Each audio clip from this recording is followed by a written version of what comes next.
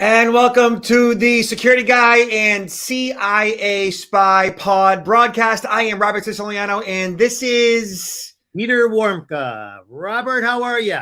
I'm doing pretty good, Peter. Happy holidays post Thanksgiving to you. How was your holiday season so far? So far pretty good. I think we got some family members that maybe came down with COVID though, but it's going around. I'm traveling a lot, and not many people are wearing. Nobody's wearing a mask anymore, and I'm just constantly hearing more and more stories of people getting COVID, like when they're coming back on the airplane. It just seems to me the airplane and the airports are really, really kind of risky areas these days, especially coming back on these long flights from international trips. Yeah, A lot of kids. Yeah. Well, people are filthy animals, you know. Well, this too. It's true. But I mean, fortunately, it doesn't seem to be as serious as the earlier cases of COVID. But it just seems to be like it's all over. I mean, the chances of getting it are really increased a lot, I think. Yeah. I'm on my third booster, I guess. Yeah, I just got my fourth booster. Yeah, and I'm cool with that. Politically, not whatever. I don't want to get sick. I don't want to pass it on to anybody. I got stuff to do, and I got places to go. I got bills I got to pay and family I got to feed. So I don't want to be down for an hour, never mind a week or two. And I know people who, only got their first or maybe even second booster, and they were down for a bit, down for up to 3 weeks, or at least they felt the effects of it and affected their quality of their life. So for me, I'm all over it. Like I think it's a smart thing to do. Yeah. Other than that, things are good. We had a great Thanksgiving. What about you? Yeah, I got a problem with eating. I eat till I can't move, and I just can't stop. Like I just don't stop, and I eat and I stuff my face, and then I don't sleep because I'm so full. My body's still digest. I'm just a mess. I got to stop it. I got a secret for you. I think there's a lot of people with that same problem, including myself. Yeah, you'd think like I'd learn, and I haven't learned yet. Like I'm 54 years old. How come I still abuse myself like that? I don't get it. But it's been good. It's all good. Yeah. And so welcome everybody. Hopefully you all had a happy holiday, and we still have a lot to go. We already got our Christmas tree. Awesome. A real one or the real one, I presume, huh? It's a real one. Yeah. I've never got a Christmas tree in November, but my kids, they're getting a little bit older. I don't know how much longer we're going to have them for. So my 14-year-old was kind of whining about it. Like, we want the Christmas tree now. And I was like, all right, I'm not going to argue with that. So she participated in all the decorations and everything. If she's in the spirit, I'm in the spirit. So it's all good. Well, there's definitely a spirit of shopping going on from what I'm hearing. And that's, of course, this is the season where a lot of people can be also taken advantage of, right? With so many scams. Yeah, which leads us to all kinds of stuff to discuss. Right here, Bleeping Computer discusses Russian cyber gang stole over 50 million passwords this year. So here we are in 2022, and this article came out right before the holiday. At least 34 distinct Russian-speaking cybercrime groups using info-stealing malware, malicious software like Raccoon and Redline, which is the name of the malware, have collectively stolen over 50,000 account passwords from over 896,000 individual infections from January to July. That was like in the first 7 months. The stolen credentials were for cryptocurrency wallets, Steam, Roblox, Amazon, and PayPal accounts, as well as payment card records. So 111 countries were targeted, U.S. being the biggest one, then Brazil, India, Germany. Rise of info stealers. So let me see. 34 active cybercrime groups, passwords stolen, 50,000 plus. Cookie files exfiltrated, 2 billion. Crypto wallets breached, 113,000. Payment cards compromised, 103,000. So I wanted to go to where? Right here. The workers are responsible, workers meaning the hackers, are responsible for driving traffic to the malware dropping sites, which they do by using YouTube videos. So they're using YouTube as a platform to spread malware. Black SEO, SEO poisoning, laced torrent files, or malicious social media posts? Peter. Well, this is very interesting because they're using YouTube. I love YouTube. I think a lot of the listeners do too. And when you start watching a particular video or two, all of a sudden YouTube is going to use its algorithms to push out more videos that will appeal to you. So if they're using YouTube, they're probably making a variety of types of YouTube videos that will be attractive to a wide audience. And I'm thinking that this is much more serious than just reading how many passwords in total? I mean, this is the tip of the iceberg, because we talked about this before, Robert. And most individuals, the majority of individuals, do not have a unique password for every single account that they have. So many people will use the same password for multiple accounts. So if they get a particular password, it's not just one. You can count it as one in a statistic. You can probably multiply it by 5 or 10. I don't know. Right. So once the bad guy has your credentials, they have your username, which generally is an email address. They have your password for whatever account that they ended up, compromising via info stealing malware. Then they take that username, generally an email address, and that password for whatever site they compromise, and they use what's called credential stuffing software, where they will then stuff those credentials into hundreds or thousands of different websites simultaneously. So if you're using the same passcode across multiple sites, it makes it very easy for the bad guy to get into all of your various sites that you are a party to. So the best way to deal with this proactively, number one, is not to have the same passcode across 2 sites, never mind 20. So using a different passcode across all your sites. And that requires, for most people, a password manager software. So here I do a quick Google search for password manager, and there's articles that show up like top 10 cybersecurity.com. Consumer Voice has 10 best password managers. I like to scroll down to this article via PC Magazine, the best password managers of 2022. Click on that. It opens up to the best password managers that PC Magazine investigated. They did the research on it for Dashlane, Keeper, Zoho, Bitwarden, LastPass, 1Password, LogMeOnce, NordPass, RoboForm, etc. And from here, password managers facilitate you being able to create a different passcode across each account, updating all of your existing accounts with a new passcode, and it automatically takes you to the various websites you want to go to via the password manager. This really is the most effective way to manage and store and create passwords for multiple accounts. And on top of that, you want to have multi-factor authentication for every and all critical sites. Absolutely true. Yeah. Peter, you use the password manager, I'm sure. Yes, I do. I use one that's been around for a while, but it's one that it had been hacked a number of years ago. So that's not foolproof either. We have to be, and a lot of these password managers, they'll allow you to put in the password you want, but they'll also recommend stronger passwords, and they'll also let you know, hey, it's about time to update. They'll constantly remind you of how you can continue to improve your password hygiene, which is good. I highly recommend using password manager these days. So as far as password managers getting hacked, Peter, I am unaware of a password manager software program being hacked in such a way where all of the user credentials were exposed in plain text. Correct. So, there are breaches of password managers, but none that I'm aware of where our data was exposed. Yeah. So the low-hanging fruit is not the password manager software, the company themselves, their servers being cracked or hacked. The vulnerabilities are the low-hanging fruit where the users are using the same passcode across multiple accounts and their credentials are being stuffed into various sites. So if you're not using a password manager, people, then chances are you have the same or similar passcodes across multiple accounts. Either that, or I find there are quite a few people that will write down the password, okay?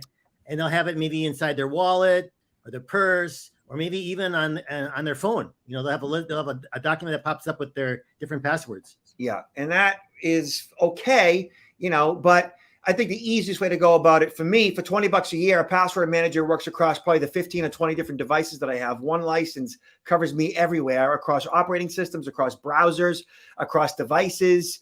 And look, if something happens to me, like if I die, my wife and kids have access to my password manager to settle my affairs, to get access to all of our accounts and so forth. So it's a great, tool for the afterlife as well, as morbid as that sounds. Yeah, good point there. So one thing I wanted to point out to peeps is if you go to protectnowllc.com, my company website, and scroll down from the top to the bottom, you will see, check if your email has been breached and check our email checker. And what we have right here is access to over 13 billion, or about 13 billion stolen records that were essentially accessible on the dark web. So if I type in, say, ROBERTSICILIANO @gmail.com, and I click search. Check this out, Peter. So right here, your email and possibly your password have been stolen in the following breaches. In February of 2018, a massive collection of 2,844 breaches included email addresses and passwords, including my email address, and passwords associated with what accounts, I have no idea, right?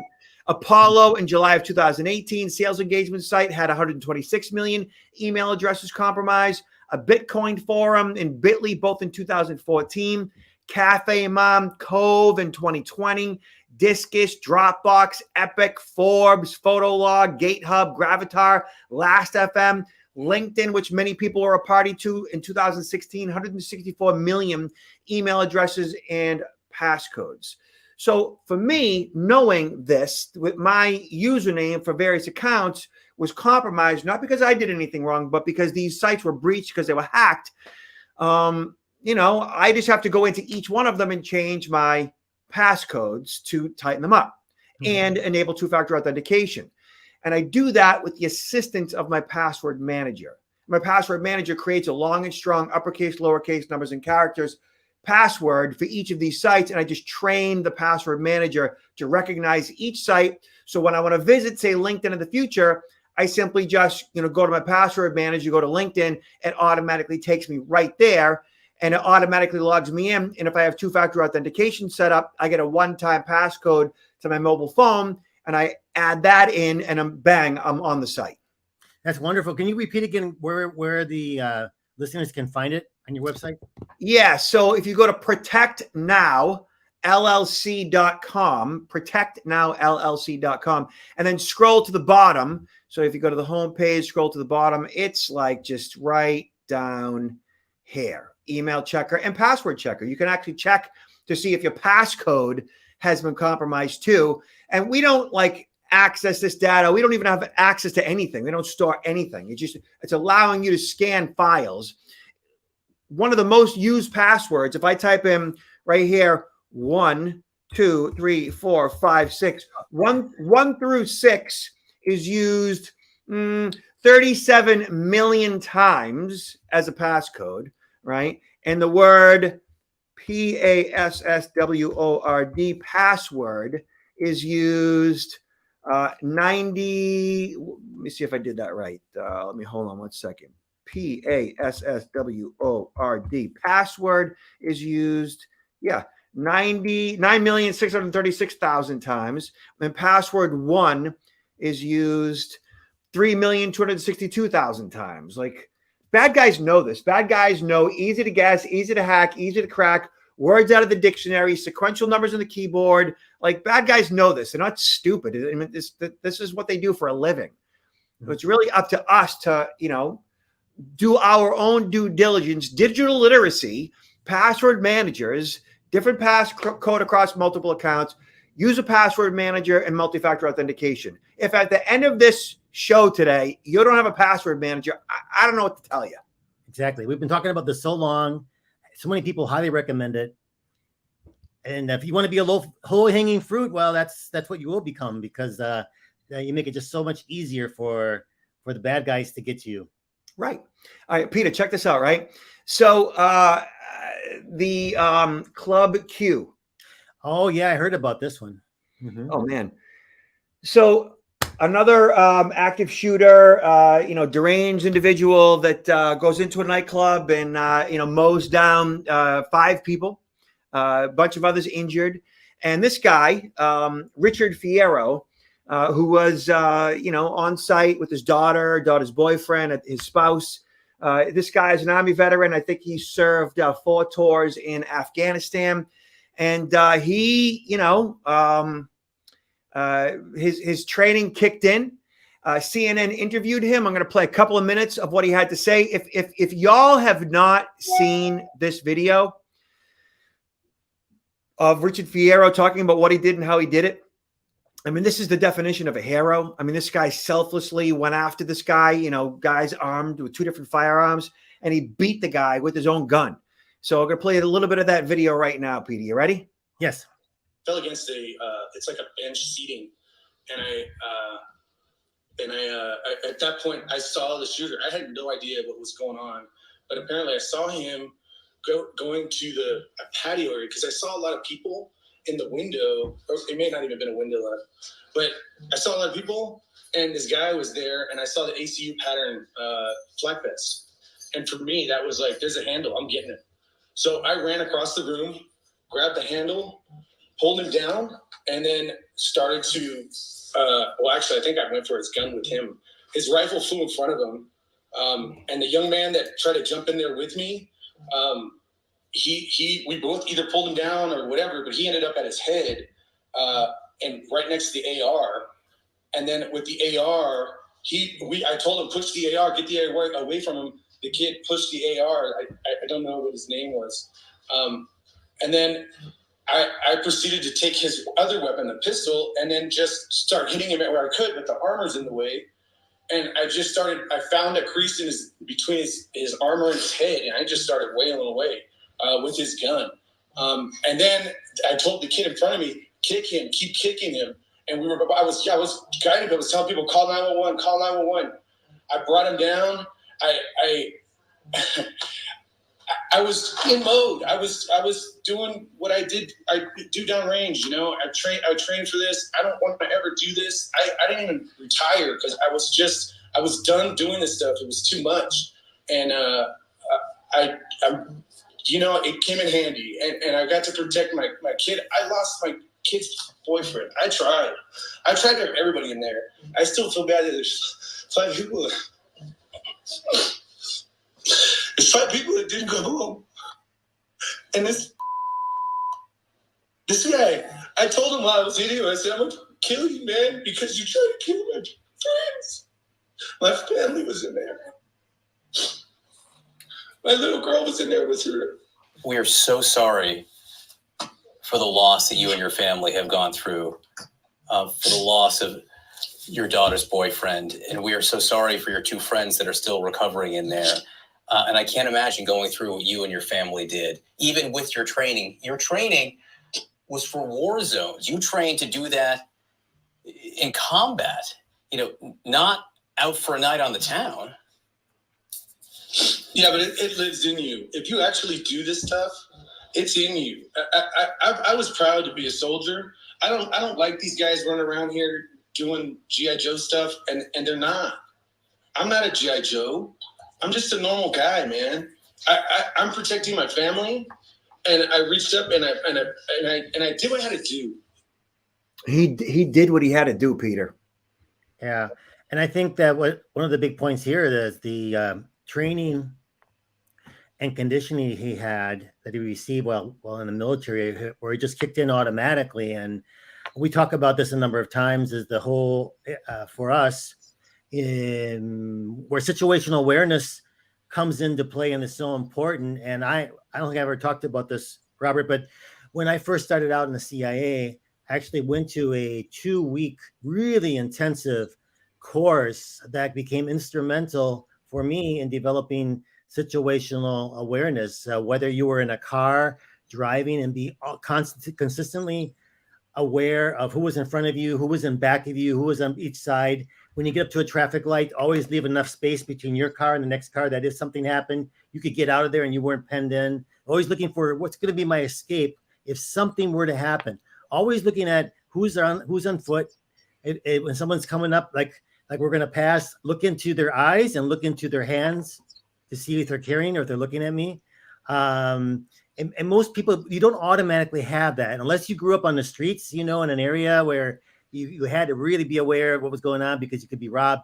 Most of your listeners don't automatically have that situational awareness, but it's so important. And if there's any way for us to get it, whether it's through some auxiliary sort of training or just try to practice little by little every day, being aware of what is going on around us. And I think when this happened, there were some people, I mean, not only this, but these other types of attacks when there's like shots going off. Some people might think they're shots. Other people just think it's part of the music and have no idea what's going on. So it's really important to be aware of your surroundings. Yeah, 100%. Thank you, Peter. That was really good. I, teach self-defense, right? I teach, personal protection, and I have daughters, and every time they leave the house, it's like, look both ways, to the right, to the left, knowing what's going on behind you, 50 to 100 feet at all times. My daughter, when she heads outside, when she's on the way to the train, she only wears one earbud. So she has her other ear paying attention to everything. She's always looking both ways, whether it's from predators or stupid people that are driving that aren't paying any attention. So it's always a matter of having your head on a swivel. Every situation you're in, being fully aware of your environment, looking for red flags. And in this case, active shooter, you have options. You don't necessarily have to sit back and be victimized. You may not be the right person to go after the bad guy, but at a minimum, you should know what your options are. Mm-hmm. Yeah. Absolutely right. Thank you, Peter. Yeah. Yeah. And he is the real deal, that guy. He is the real deal. All right. So this is just totally messed up. Daily Mail does an exclusive. It's frightening for society. Thousands of convicted pedophiles in California are being released from prison in less than a year for horrific acts, including rape, sodomy, and sexual abuse of kids under the age of 14. An analysis of California's sex offenders database shows thousands of child molesters being let out in just a few months. They reveals that more than 7,000 offenders were convicted of lewd and lascivious acts of children under the age of 14. Of those 7,000 pedophiles were released the same year they were convicted. Man, that's a crime. That's even a greater crime, perhaps. Leave these people out like that. I mean, it's insane.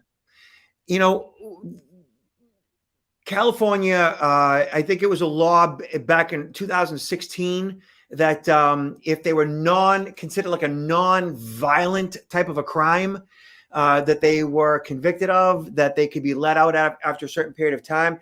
And for whatever reason, the classification of certain level of sex offenders, for whatever reason, was considered non-violent. And it seems that obviously that has to change, especially, in California and elsewhere, whoever might have adopted similar laws. Look, at what this boils down to is we as a society got to do more to protect our children. And look at Peter, I've been, speaking and training people on personal protection for the majority of my life. And I've learned over the years, and I have some studies to back this up, that probably 96 to 97% of all people are good, and they are trustworthy. 96 to 97% of all people. But what that also means is that probably 3 to 4% of all people are not good, and they're not trustworthy, that they are essentially predators by their nature. Whether they are hardcore narcissists, hardcore sociopaths or psychopaths, that they look upon you and I as their natural prey. And that 3 to 4%, if you look at prison statistics, at any given point in time, it's between 1.5% and upwards of 3%. Okay. And if you look at those with antisocial personality disorders, it's anywhere from 2 to 3% at any given time.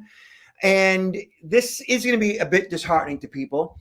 And if you look at that 7,000 person figure in California, there's obviously heterosexual and homosexual. Well, if you look at like psychologytoday.com and other resources, doctors, psychologists, they look at pedophiles as being a form of sexual preference. Okay. And that that means, and they say that anywhere from 2 to 4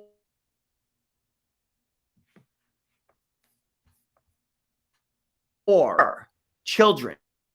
Okay. So that being the case, not all pedophiles act on their urges, but I wouldn't trust my kid around them. No, not at all. And that's why I think it's so important that parents have these discussions with their kids to say, these are the types of things that happen. These are some of the warning signs.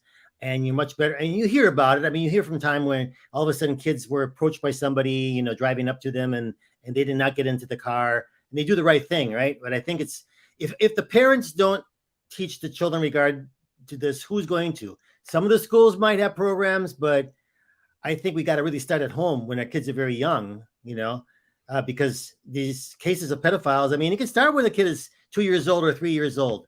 It's not when they're teenagers per se. Yeah. It's all about, good and bad touches, recognizing risk at a young age, knowing that it's not like just strangers, that it's often people that are known to the victim. In many cases, that might be family members. It could be neighbors. So it's really important that parents are engaged in this uncomfortable dialogue, uncomfortable conversation with their family members at a young age, because this is the world that we live in. This might sound odd to people, but pedophilia, this is going to sound odd. Pedophilia is normal. And what that means is it doesn't mean it's okay. It doesn't mean it's acceptable. It means that it's always been like that. It is, and it always will be like that. And these people are, in a sense, just like us. I mean, not necessarily in our preferences, but like they're all around us. It's not okay, but it's normal in the fact that it's always going to be like this. Yeah, I agree with you. It's been around since the beginning of time. And you're right. There's people that if you see them, you interact with them, you think they're like anybody else. But, they have that side to them. Yeah. So, Peter, tell everybody what you are up to, where you're at, where you're going to be. Well, I just came back. I usually shouldn't say where I'm going, right? You say after you come back, it's safer to say where you've been. I just came back from Saudi Arabia. Actually, it was a great event, a conference there. I gave 2 presentations. And it was very interesting. I hadn't been there in 15 years, so I saw a lot of interesting progress, and I just enjoyed it. I also came back from DC last night. I'm working on a project with Wonderum to come out with a program that's going to be later in the year available called How to Spot a Liar and Get to the Truth. Yeah. And I'm going to be traveling in a very, very near future. I won't say exactly when, in the very near future to Mexico. And I'm speaking at one of the largest banking conferences in Latin America. So I'm looking forward to that. That's exciting. And provide everybody with your website. Yes. Counterintelligence-institute.com. And actually, I feel kind of generous right now, Robert. Within 10 minutes of this broadcast finishing, I'm going to offer my feature course, Confessions of a CIA Spy, The Art of Human Hacking, with a 50% discount. Just use the code SPY50, SPY50, okay, 50. And that'll be up there within 10 minutes for the first 50 people that get in there. We'll get it, but give me about 10 minutes to update the site. I say this is like an entire career of experience and insight put into 3-hour course. So I consider it pretty interesting, pretty invaluable if you're interested in this type of thing. And that's at counter-intelligence.com. Sorry, counterintelligence-institute.com. Thank you. Sorry. That's right. Thank you. One more time. Counterintelligence-institute.com. Perfect. And you can see me and my team online at protectnowllc.com. And Peter, final words. Robert, take care. Everybody listening, take care. Look out for each other. Be aware of what's going on. And when you can help somebody who's in distress, like that gentleman we saw, go in there, and help our fellow human beings out, because a lot of people do need help in different kinds of situations. So let's be on alert and be helpful. Thank you, Peter. Thank you.